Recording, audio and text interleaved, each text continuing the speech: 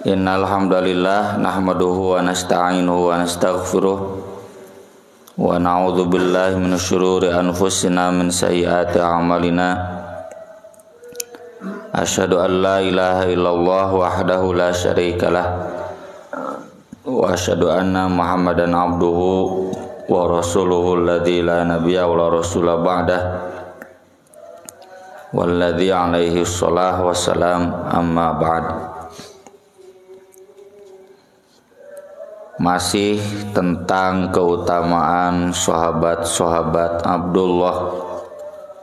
Sekarang yang akan kita bahas Abdullah bin Amr bin Haram dan Abdullah bin Salam. Abdullah bin Amr bin Haram ini ayahnya dari Jabir bin Abdullah. Ayah kan Abdullah bin Amr bin Al-As, itu sudah kita bahas. Yang sering disebut Ibnu Amr itu bin Al-As. Kalau ini mah Abdullah bin Amr bin Haram. An Jabir bin Abdullah radhiyallahu anhuma, diceritakan, disampaikan oleh anaknya Jabir, usiba abi yauma Uhudin, ayahku tewas gugur pada perang Uhud.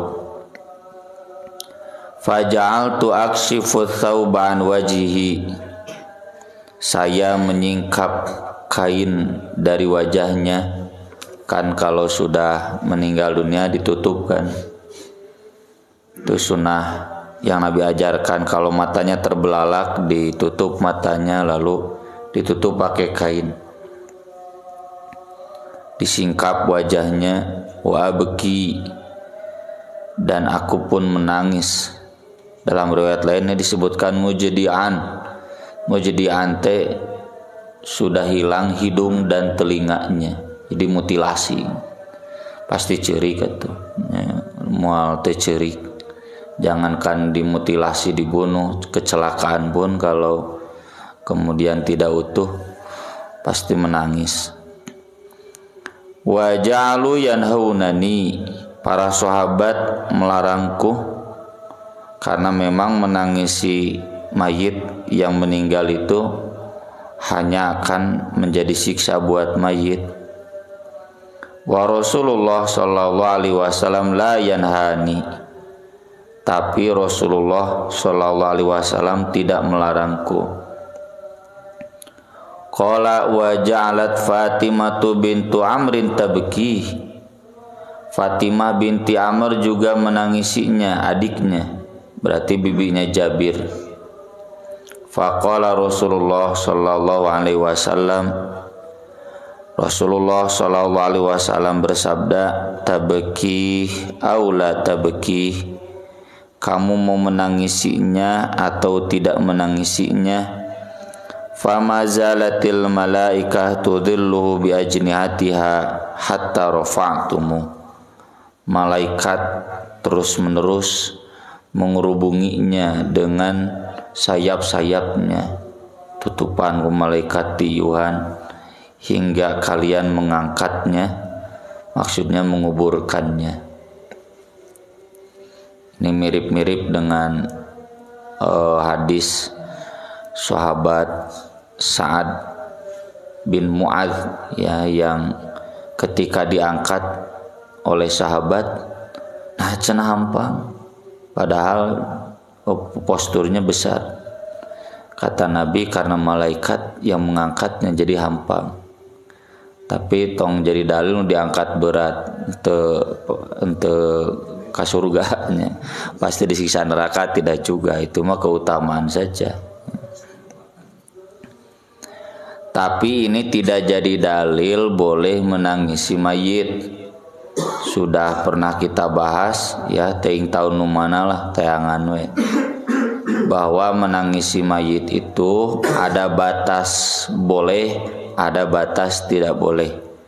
Batas tidak bolehnya itu kalau sampai bersuara, berteriak histeris, apalagi sampai memukul-mukul. Tapi selama menangis itu hanya linangan air mata, bersedih hati, kata Nabi, innallaha la yu'adzibu bidam'il aini wala bihuznil qalbi.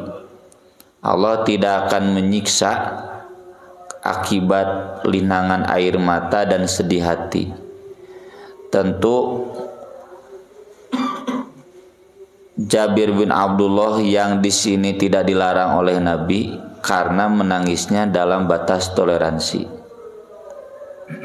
Termasuk Fatimah binti Amr, ya, jadi menangisnya dalam batas toleransi, tidak di luar batas toleransi. Kalau sampai menangis histeris, wah, gitu.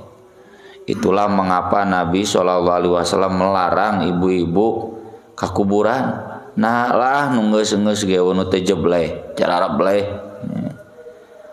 Makanya saya kemarin berani dakeur mah almarhum Pak Iman mah galak pisan. Keluarga perempuan jangan dang ikut, alhamdulillah narurut eueuh hiji acan. Biasana mah ngelola bring dan yang sudah cerik, putih cerik bahkan pingsan. Justru itu kata Nabi yang akan menjadikan mayit disiksa. Ya mun ibu-ibu, bapak-bapak sayang sama mayit tong cerik. Lamun cerik berarti ngirimkeun siksa kanu jadi mayit. Dan ini enggak bertentangan dengan dalil-dalil tidak ada transfer dosa, karena itu termasuk dosa. Si mayit berarti tidak benar mendidik keluarganya dulu. Tidak pernah berwasiat, harusnya wasiat tateakeun bapak-bapak, ya.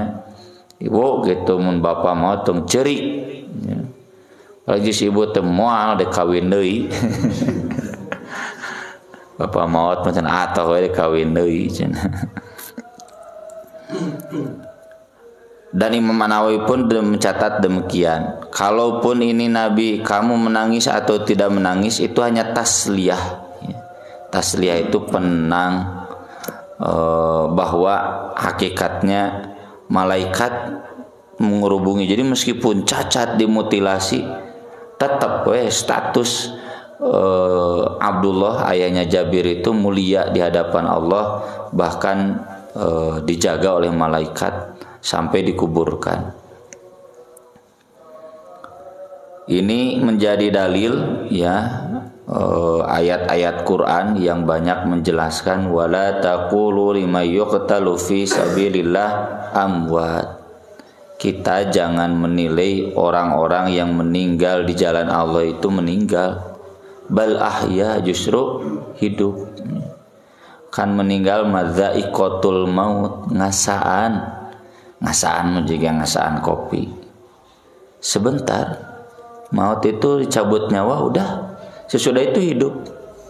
Kan kehidupan itu bukan hanya di dunia tapi juga di akhirat. Bahkan kehidupan yang sebenarnya adalah akhirat, dan akhirat itu dimulai dengan mati. Jadi kita jangan menilainya nu ahli ngaji mun aya dulur anu maut atau kita meninggal itu kemudian dianggap mati. Sedih. Kenapa sedih? Dia sudah hidup di kehidupan yang sebenarnya. Wa inna darul akhirah lahiyal hayawan. Negeri akhirat itu mulai dari alam kubur itu adalah kehidupan. Ya, jadi mun aya nu maot teh lain ninggalkeun urang, maka jeung sedih. Ya kalaupun sedih manusiawi silakan, tapi dia sudah hidup. Aduh cenanya lebar Ustad, mati meninggal dunia masih muda, masih banyak tugas dakwah yang belum terselesaikan. Atau si Ustad istirahat, capek di dunia ge mikiran dakwah teruskeun kumaneh mun hirupkeun teruskeun kumaneh urang mah deuk istirahat gitu. Dan orang yang beriman itu kan wala khaufun alaihim walahum yahzanun. Lalu kenapa kita kemudian bersedih? Orang beriman itu kalau meninggal tidak ada ketakutan dan tidak bersedih, tidak takut dengan apa yang akan dihadapi. Urang mah pan sieun maot teh sieun kumanggena. Kalau orang beriman itu enggak kata udah meninggal mah ayeuna sieun teh urang keur hirup sieun maot geuring saeutik ge sieun maot tuh ceurik sieun maot. Tapi nanti kalau kita beriman sudah meninggal nggak takut. siga naon atunya siga budak dek naik korsel sieun gitu. Sieun dicobaan mah resep dedeyeun we gitu. Nah kayak begitu. Jadi kalau bapak betul beriman nanti sudah mati itu nggak ada takut. Ayeuna sieun maut. Dan tidak akan bersedih meninggalkan keluarga, meninggalkan dunia. Oh ayeuna tinggalin Persib menang wage meni sedih. Aduh kadang telah aja Persib moal gitu. Boro-boro mikiran Persib. Duh karunya ieu incu leutik keneh mun aki maut moal kepikiran incu. Antep we. Udah hidup dalam kehidupan sebenarnya itu udah aja tenang. Bahkan wa yastabsyiruna bil ladzina lam yalhaqu bihim alla khaufun alaihim wa lahum yahzanun. Ingin minta ke malaikat pangbejakeun kabar gembira kan wa yastabsyirun kepada orang-orang yang belum mati, alla khaufun alaihim wa lahum yahzanun, jangan takut dan jangan bersedih gitu. Jadi si bapak teh mun ibu bapak yakin si bapak teh soleh, tapi si bapak teh gitu. Mun hirup keneh mah hayang ngomong geus tong ceurik atuh tong sedih bapak teh geus bungah gitu. Itulah kenapa ada banyak dalil-dalil yang melarang kita untuk menangisi yang mayit, bahkan sampai diancam mun aya nu ceurik keneh mayitna nu disiksa. Ya, itu sebagai preventif pencegahan ngarah ulah ya, saurang oge siapapun sampai menangisi mayit melebihi batas toleransi. Hadis berikutnya hadis tentang Abdullah bin Salam. Abdullah bin Salam ini ulama Yahudi ya yang dulu ketika masuk Islamnya nanya yang pertama apa hidangan ahli surga yang pertama, nanya yang kedua kenapa ini anak mirip bapaknya atau mirip ibunya, nanya nukatilu tapohode ya. Jadi kata Abdullah bin Salam, kalau kamu nabi kamu harus bisa menjawab ini. Nah ternyata nabi bisa menjawab semuanya. Maka Abdullah bin Salam syahadat. Terus kata Abdullah bin Salam, Nabi orang Yahudi mah pembohong. Kalau mereka tahu saya masuk Islam, mereka pasti berbohong. Suatu cenaka tukang. Lalu ada orang Yahudi dipanggil. Menurut kalian bagaimana Abdullah bin Salam?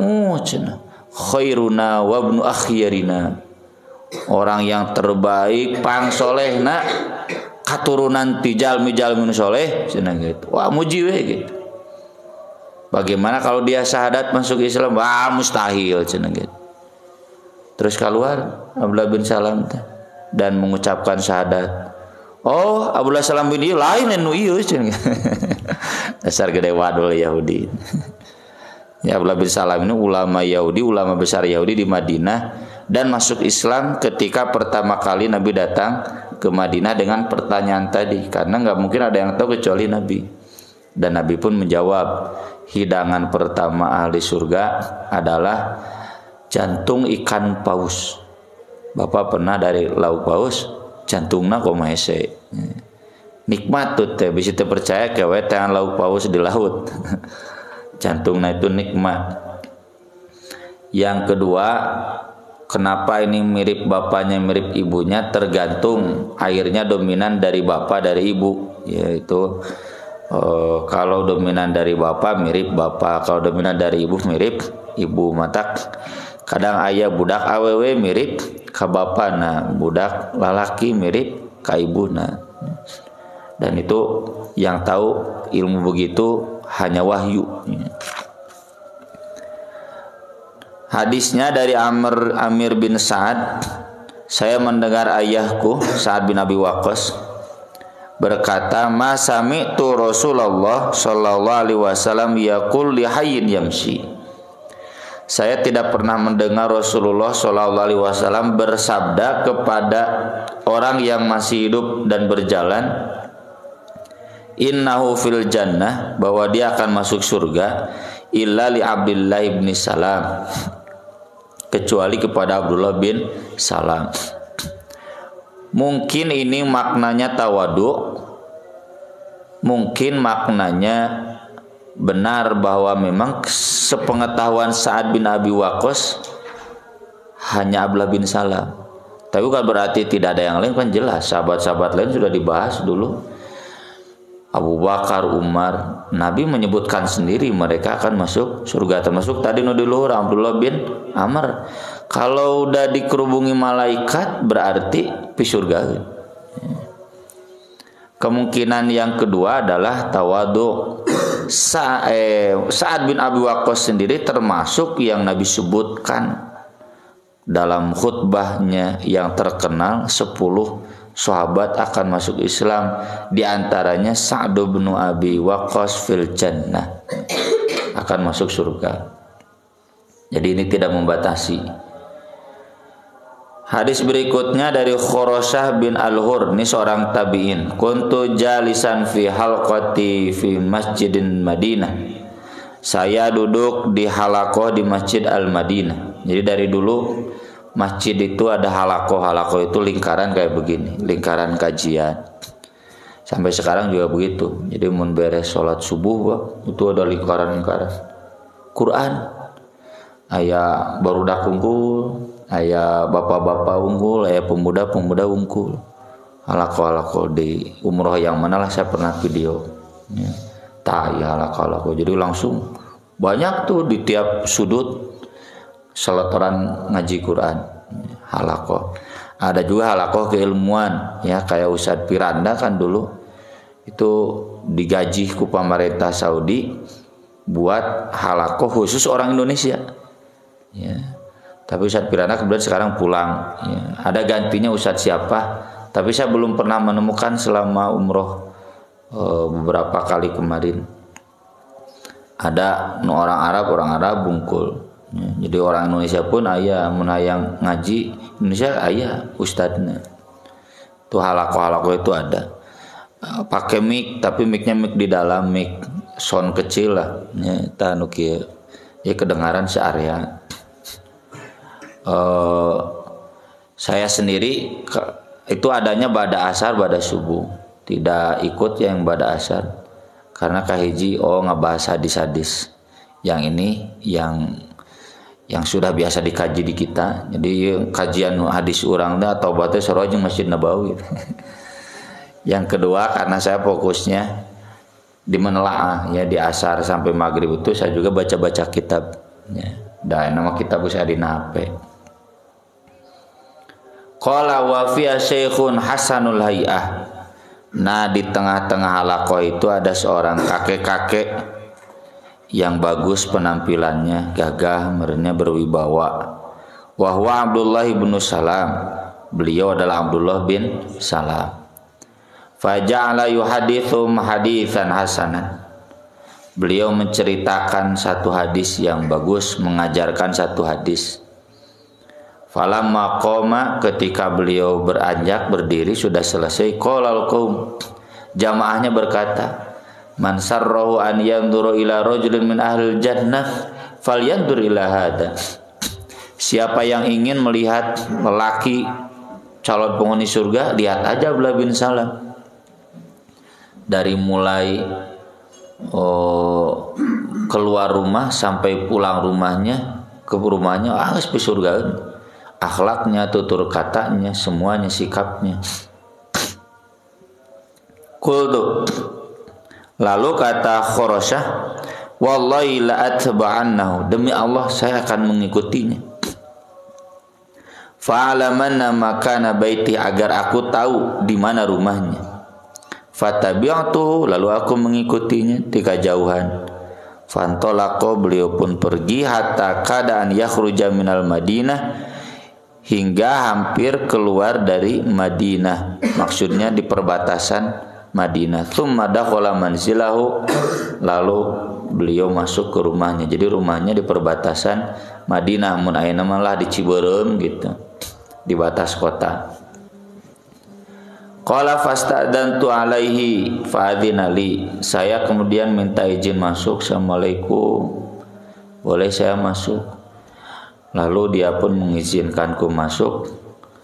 Lalu dia bertanya, "Ma hajatuka ya ibn akhi?" Apa kepentinganmu wahai anak saudaraku? Faqultu lahu sami'tul qaum yaqulun laka lamma kumta man sarrahu an ya'dhuru ila rajulin min ahlil jannah falyanzur ila hadza. Saya tadi mendengar ketika Anda beranjak, siapa yang ingin melihat penghuni surga, lihat aja Abdullah bin Salam. Fa'ajabani an akuna ma'ak. Jadi aku pun ingin menyertai engkau, saya ingin tahu. Lalu kata Abdullah bin Salam, Allahu a'lam bi ahlil jannah. Allah tentu lebih tahu siapa yang akan menjadi penghuni surga. Harus tawadu, ya. Orang nggak boleh mengklaim saya pasti ke surga. Nabi pun gak berani, ya. Najan pasti. Tetap itu wewenang Allah. Wasauhaditsuka mimma qalu. Saya akan ceritakan kepada kamu kenapa mereka mengatakan begitu. Innani bainama ana naim idz atani rajulun. Ketika saya tidur, saya didatangi seorang laki-laki. Faqala likum fa akhadha bi yadai fantolaqtu ma'ahu. Lalu dia bilang bangun, dia menarik tanganku dan membawaku pergi. Fa idza ana bi jawad an shimali. Jawad itu ternyata saya menemukan jalan yang lebar yang lurus di sebelah kiriku. Fa akhadtu li akhudha fiha. Saya pun hendak menuju ke sana. Faqala li. Lalu laki itu berkata kepadaku, la ta'khudh fiha fa innaha turuq ashabis shimal. Jangan diambil jalan itu, jalannya ashabus shimal. Golongan kiri itu penghuni neraka kan. Wa ashabus shimal ma ashabus shimal fi samumil wa hamim dan seterusnya. Faqala li khudha huna. Ini nih jalan yang ini. Fa atabi jabalan. Faida wa idan jawadu manhajun ala yamini. Dan ternyata ada juga jalan yang lebar dan lurus manhajid, ya, di sebelah kananku. Lalu dia berkata, ini jalan ini kamu ambil. Fatabi jabalan. Lalu dia membawaku ke sebuah gunung dan berkata kepadaku, is'ad, naik. Faja'altu idza aradtu an as'uda kharartu ala isti. Lalu ketika aku naik, jol labudai di atas pantatku. Naik, jatuh lagi, naik, jatuh lagi. Hatta fa'altu dzalika miraran, berulang-ulang kali. Labudai. Tsumman talaqa bi hatta tabi'amu dan ra'su fis sama wasfalu fil ard fi a'la wa halqah.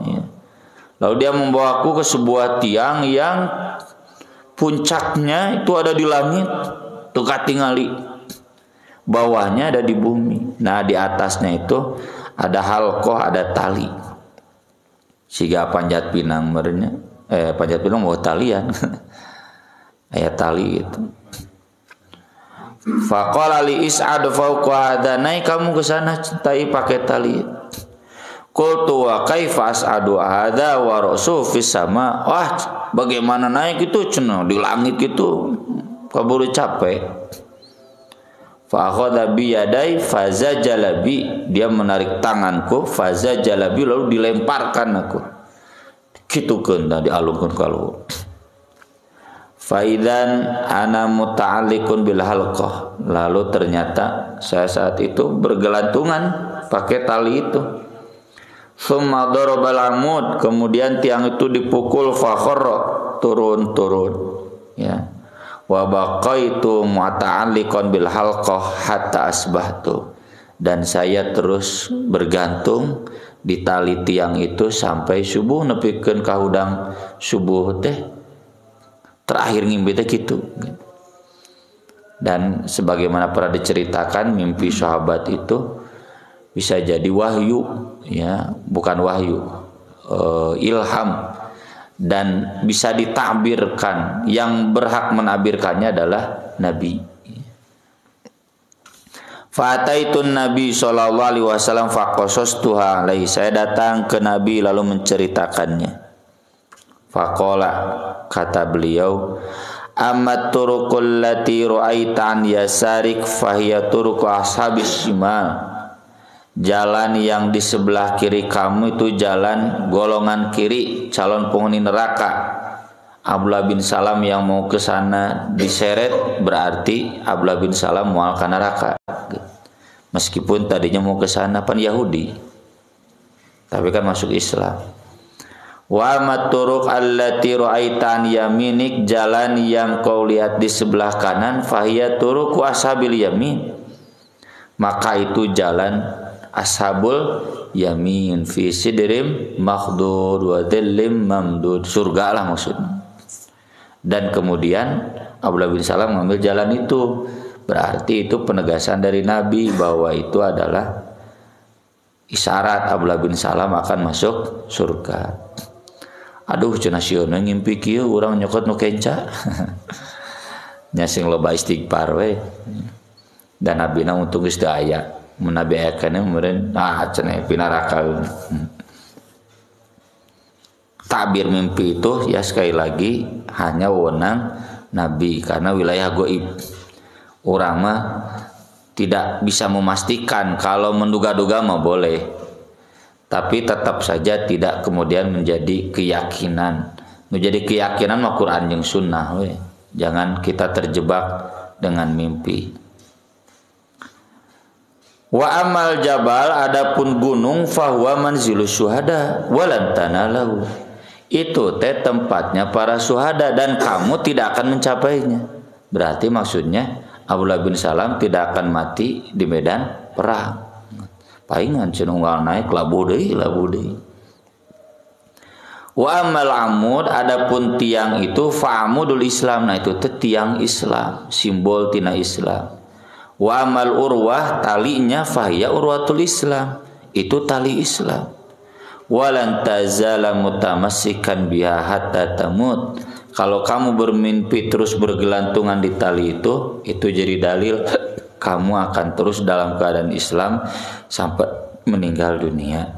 Nah ini kata Abdullah bin Salam mungkin yang membuat jamaah tadi yang tahu berkata kalau akan ingin melihat orang ahli surga, lihatlah Abdullah bin Salam, karena memang Nabi SAW pernah menakbirkan mimpi beliau seperti ini. Seandainya kita bermimpi seperti ini, alhamdulillah, gitu kan? Ari urang kalau mimpi baik, alhamdulillah itu dari Allah. Kalau mimpi jelek, naudzubillah, dan termasuk dari setan, karena itu dari setan. Naudzubillah minasyaitonirrajim. Jadi buat kita mah, aduh cenah saya ngimpi nyokot jalan nu kenca, berarti saya bakal ka neraka. Nah itu teh berarti mimpi buruk. Kalau buat kita mah paduannya itu lobakeun istighfar, ngadoa ka Allah, jauh ti setan. Kalau mimpi baik alhamdulillah, dan tetap saja harus seperti Abdullah bin Salam, wah aing pasti ka surga euy. Lalu kemudian beramal seenaknya, wah eta mah doraka. Aku qouli hada wa astaghfirullah li wa lakum, subhanakallahumma bihamdik, asyhadu an la ilaha illa anta, astaghfiruka wa atubu ilaik. Wassalatu wassalamu ala Rasulillah. Wassalamualaikum warahmatullahi wabarakatuh.